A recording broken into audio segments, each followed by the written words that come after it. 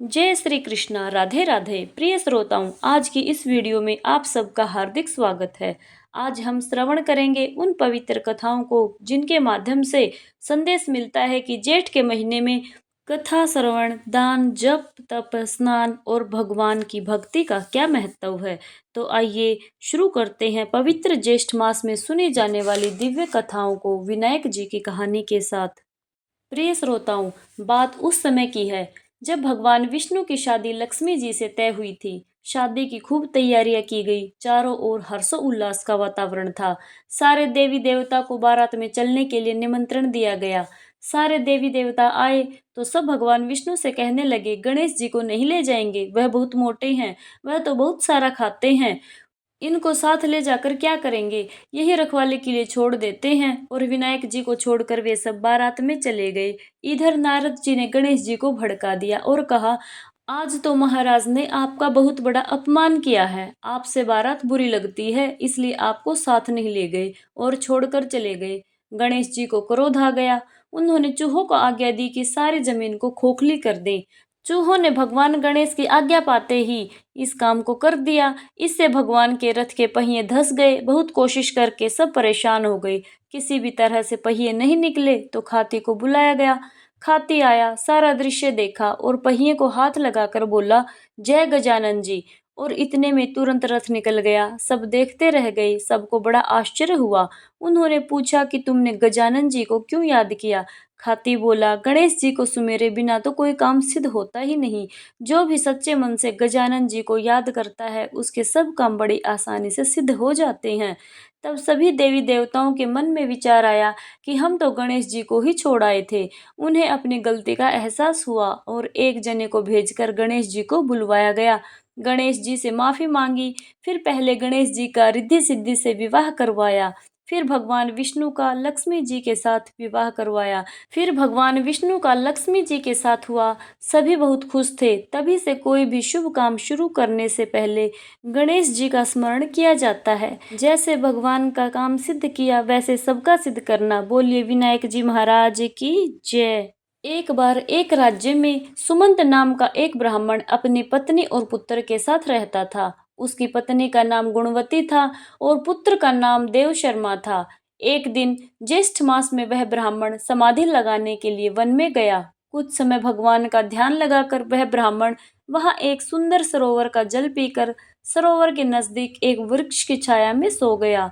अब जो भी जीव जंतु सरोवर में पानी पीने के लिए आते, वो उस ब्राह्मण को देखकर डर जाते और वहां से भाग जाते। जेठ माह की गर्मी को सहन न कर पाने से और प्यास से कुछ नन्हे जीव जंतु मृत्यु को प्राप्त हो गए। सूर्य देव के अस्त होने पर वह ब्राह्मण अपने घर को लौट गया, लेकिन अनजाने में हुआ यह पाप उसके साथ रह गया। कुछ समय बाद ब्राह्मण अस्वस्थ हो गया और उसकी मृत्यु हो गई। तब उसकी पत्नी पुत्र और घर का त्याग करके उसके साथ सती हो गई। प्रिय श्रोताओं, जेठ माह में अज्ञात पाप के दोष से नरक की यातनाओं को भोगकर दोनों ब्राह्मण और ब्राह्मणी पपीहे की योनि में पड़ गए और अपने पुत्र के घर के समीप एक वृक्ष पर रहने लगे।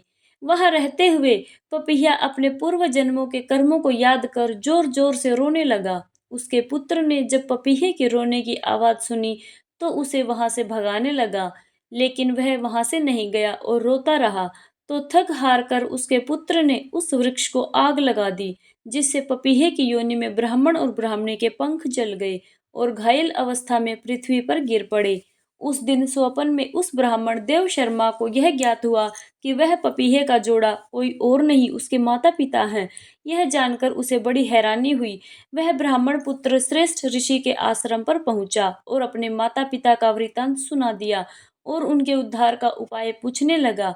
तब ऋषियों ने उसे बताया कि तुम्हारे पिता पर पूर्व जन्म का अज्ञात पाप है। उससे मुक्ति के लिए तुम्हें जेठ माह की निर्जला एकादशी का व्रत करना होगा, जो सभी एकादशियों में सर्वोपरि है। इसके साथ तुम्हें जल पान की व्यवस्था भी करनी होगी।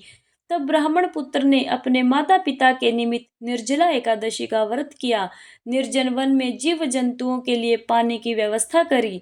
साथ ही जगह जगह पानी की प्याऊ लगवाई, जहाँ सभी मनुष्य, पशु पक्षी, जीव जंतु आकर जल पीने लगे।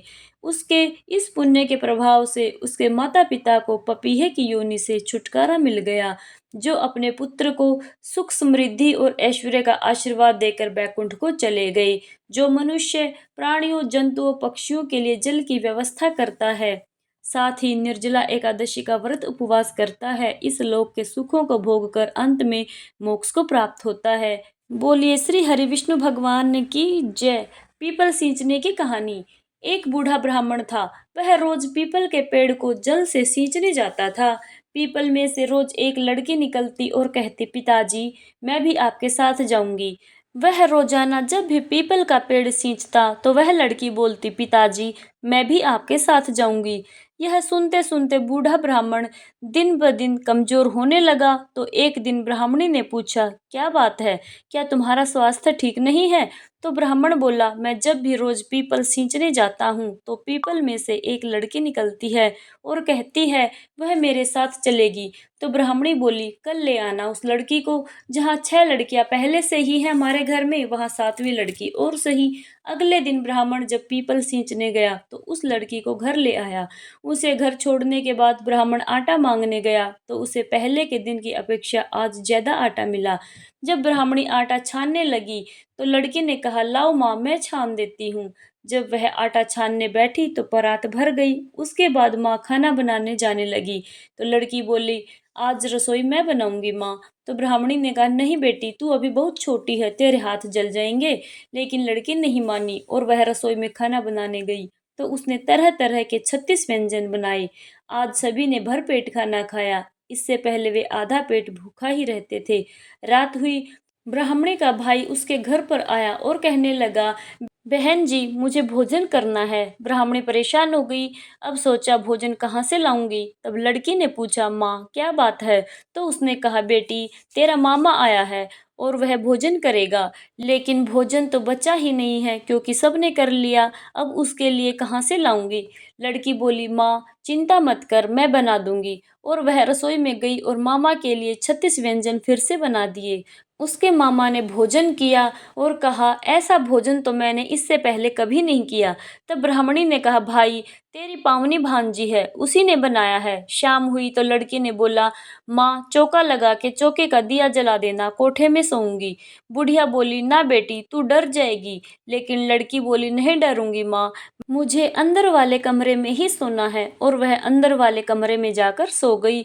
आधी रात को लड़की उठी और चारों तरफ नजर घुमाई। नजर घुमाते ही धन हो गया। वह बाहर जाने लगी तो एक बूढ़ा ब्राह्मण सो रहा था। उसने देखा तो उससे कहा, बेटी, तू कहाँ चली? तब लड़की ने कहा, मैं तो दरिद्रता दूर करने आई थी, अगर तुम्हें दूर करवानी है तो तुम भी करवा लो।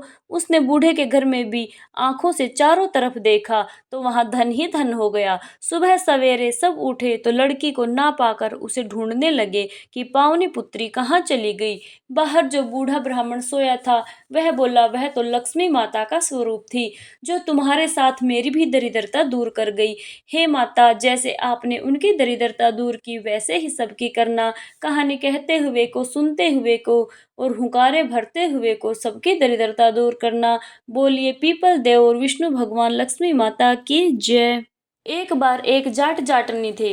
वह बहुत गरीब थे। एक दिन जाटनी जाट से बोली, मैं तुम्हें 4 रोटी बनाकर देती हूँ, तुम नदी किनारे जाना और वहां राम और लक्ष्मण आते हैं, वहां जाकर कहना, राम बड़े लक्ष्मण छोटे, वो बैठे अम्बे की डाली, वो बैठे चंबे की डाली, मिट्टी का दशरथ बनावे, माखन मिश्री का भोग लगावे, दे परिक्रमा घर को आवे। जाट पूरे रास्ते याद करता चला गया, परंतु वहां जाकर भूल गया और वहां जाकर बोला, लक्ष्मण बड़े राम छोटे, वो बैठे अम्बे की डाली, वो बैठे चंबे की डाली, मिट्टी का दशरथ बनावे, माखन मिश्री का भोग लगावे, दे परिक्रमा घर को आवे।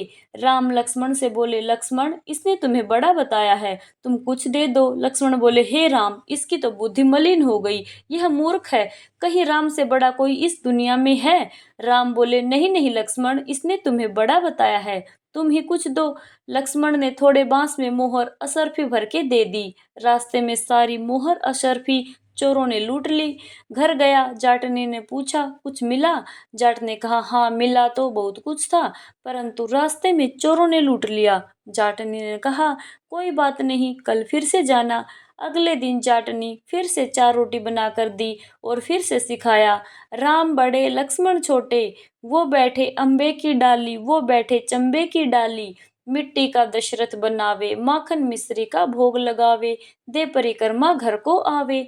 जाट पूरे रास्ते याद करता हुआ गया, लेकिन वहां जाकर फिर से भूल गया और वह फिर से बोला, लक्ष्मण बड़े राम छोटे, वो बैठे अम्बे की डाली, वो बैठे चंबे की डाली, मिट्टी का दशरथ बनावे, माखन मिश्री का भोग लगावे, दे परिक्रमा घर को आवे। राम बोले, हे लक्ष्मण, इसने आज भी तुम्हें ही बड़ा बताया है, तुम कुछ दे दो। लक्ष्मण बोले, हे राम, इसकी तो बुद्धि मलिन है, यह मूर्ख है, क्या इसे नहीं पता राम से बड़ा इस दुनिया में कोई नहीं है। लेकिन राम ने कहा, नहीं, इसने तुम्हें बड़ा बताया है, इसलिए तुम इसे कुछ दे दो। लक्ष्मण ने सोने की ईंट दे दी। वह फिर से घर जाने लगा तो रास्ते में उसे चोरों ने फिर से लूट लिया। घर जाकर जाटनी ने पूछा, कुछ मिला क्या? तो जाट बोला, मिला तो था, रास्ते में चोरों ने लूट लिया। तब जाटनी ने कहा, तुमने कहा क्या था? जाट ने बोला, मैंने तो ऐसे कहा था, लक्ष्मण बड़े राम छोटे, वो बैठे अम्बे की डाली, वो बैठे चंबे की डाली, मिट्टी का दशरथ बनावे, माखन मिश्री का भोग लगावे, दे परिक्रमा घर को आवे। तो जाटनी बोली, तुम तो बहुत भोले हो, कहीं भगवान राम से बड़ा कोई है क्या? तुम कल फिर से जाना, लेकिन अब की बार सही सही बोलना। अगले दिन जाट वापस गया और उस दिन बिल्कुल सही बोला, राम बड़े लक्ष्मण छोटे, वो बैठे अम्बे की डाली, वो बैठे चंबे की डाली, मिट्टी का दशरथ बनावे, माखन मिश्री का भोग लगावे, दे परिक्रमा घर को आवे। लक्ष्मण बोले, हे राम, आज तो इसकी बुद्धि ठीक हो गई, आज आप इसे कुछ दे दो। राम मुस्कुराते हुए बोले और आए, अरे भाई, मेरे पास क्या है, यह जौहर की मिट्टी है, ले जा।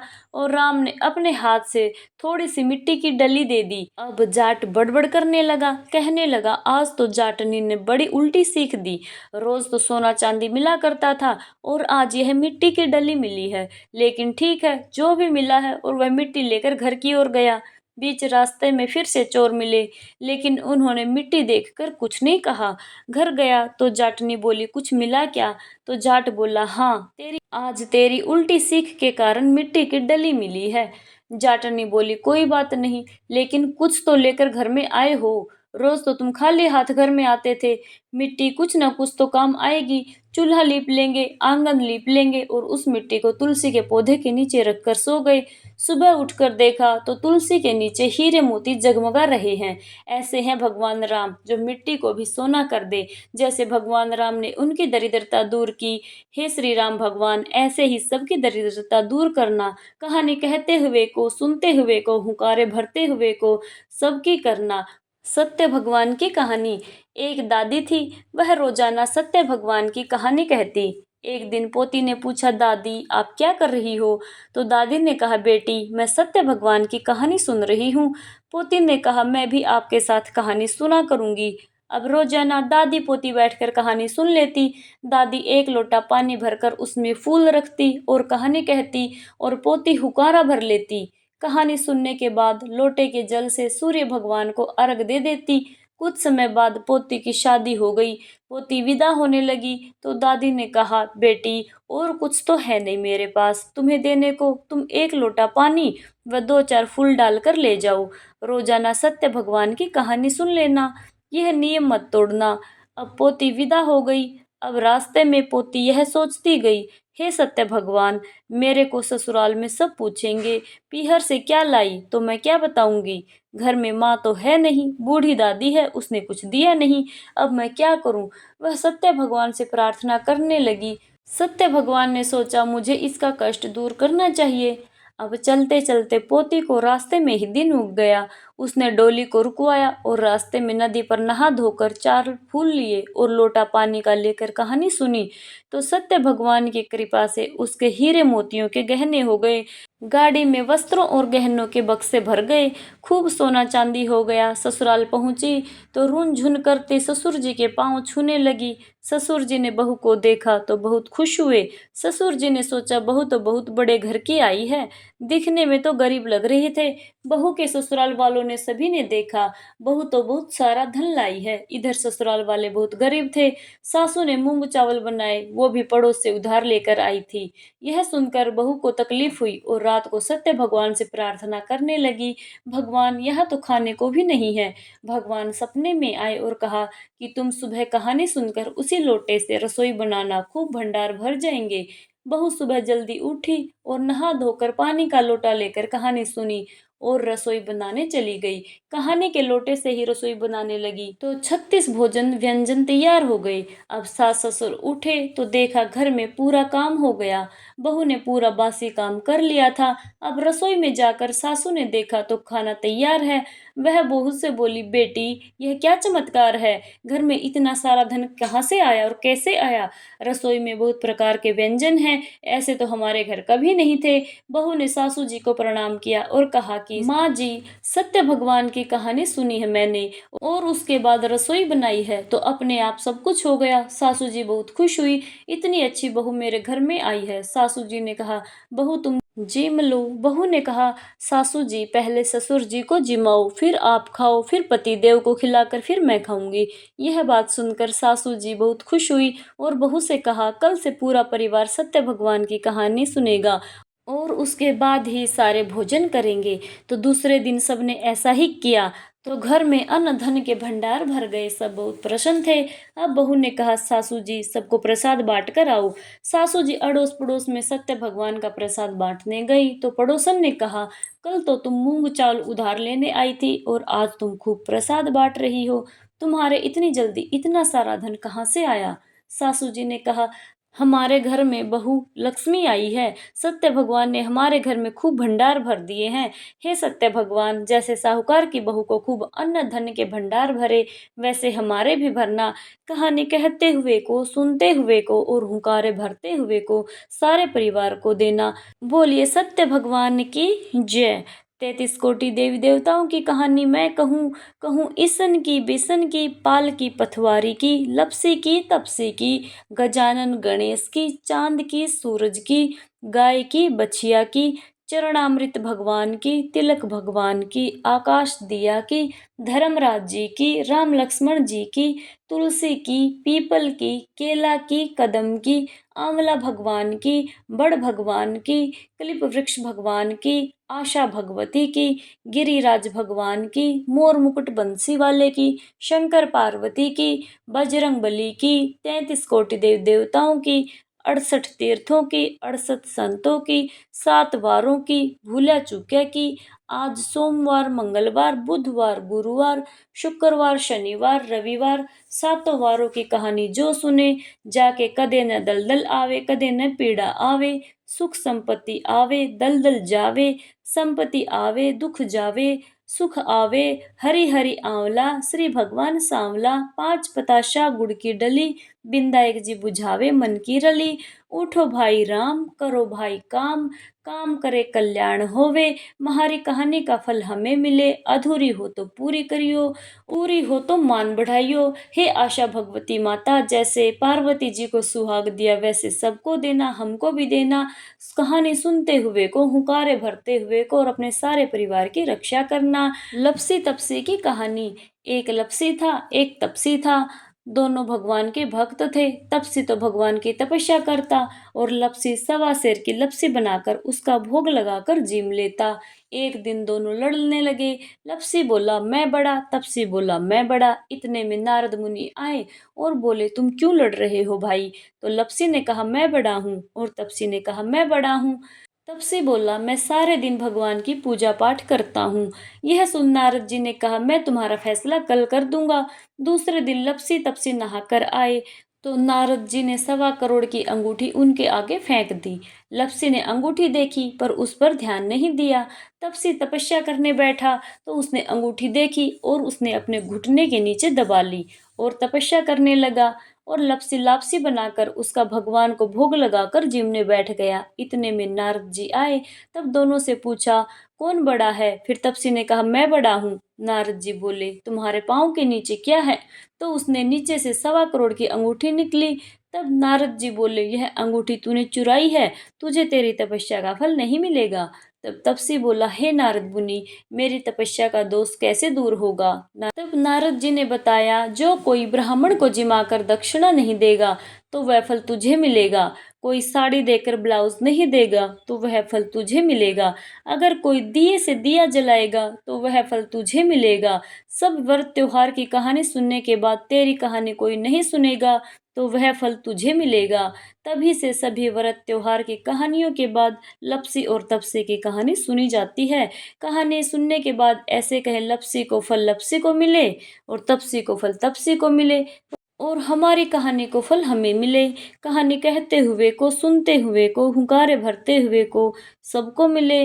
बोलिए श्रीमन नारायण भगवान की जय। जय श्री हरि। तो प्रिय श्रोताओं, यह थी आज की कहानियाँ। अगर आपको कहानी पसंद आई है तो वीडियो को लाइक करें, चैनल को सब्सक्राइब करें, कमेंट में जय श्री राधे लिखना ना भूलें।